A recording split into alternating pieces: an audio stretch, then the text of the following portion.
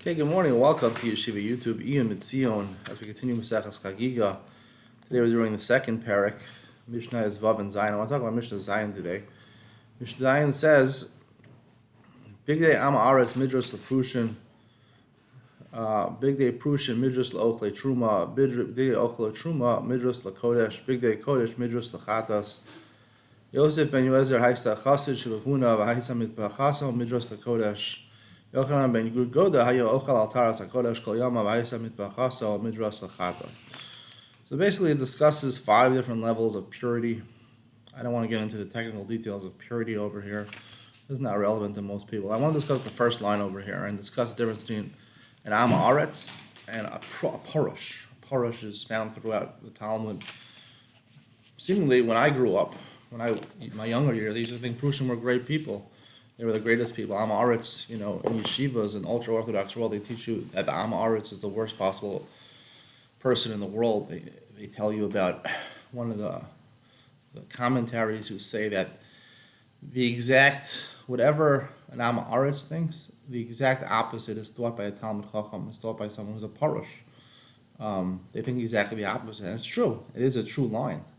But it's true in the opposite direction, meaning I wouldn't want to be thinking like a Parush. A Parush literally means someone who abstains from the world. There is a concept of a Nazir. There's Maseches Nazir. I'm not going to get into what Maseches Nazir talks about really from Nazareth. but Maseches Nazir is not a Parush. He's not someone who's a Parush. He abstains for a while from certain things, not from everything. A Parush is someone who abstains from everything from the world.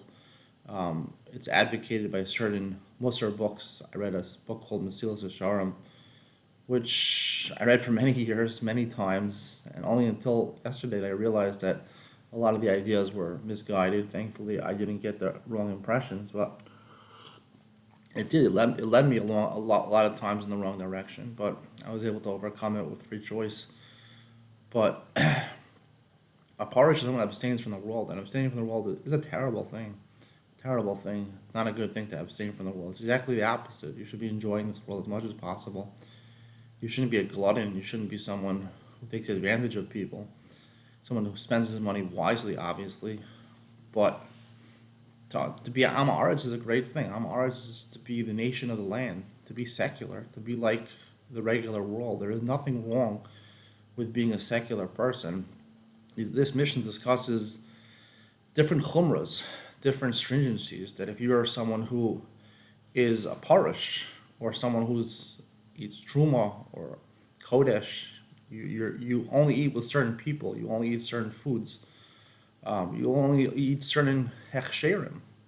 In Judaism, there's a lot of kashrus issues with different hechsherim. I'm not going to get into all my problems with all these different hechsherim. But the point is that you should never be better than anybody else. You should try to be the same as much as possible as anybody else, obviously within the confines of the Torah. But the Torah is misunderstood by large means. And a Parush is not a good thing. And all these chumras and all these chassid, one of the rabbis is called a chassid shebakuna. As I mentioned yesterday, a Kohen is someone who services others. He's not a high-ranking person. And he's a chassid also. Not going to get into what I believe about chassidim, truly. Hasidim, by large means, some of the things they do are good. They work, a lot of them. But some of them, a lot of the things, the stringencies are not good. Take too many stringencies on yourself, more than the Torah allows, is a violation of one of the most fundamental precepts in the Torah, which is Baal Tosef, adding on to the Torah. Never, ever add on to the Torah. The Torah gives you enough things to worry about, 613 mitzvos. One of the gravest mistakes is to add on to the Torah, and that was the original sin. That's why Adam and Chava sinned. Adam and Eve sinned in Gan Eden because she added on, right?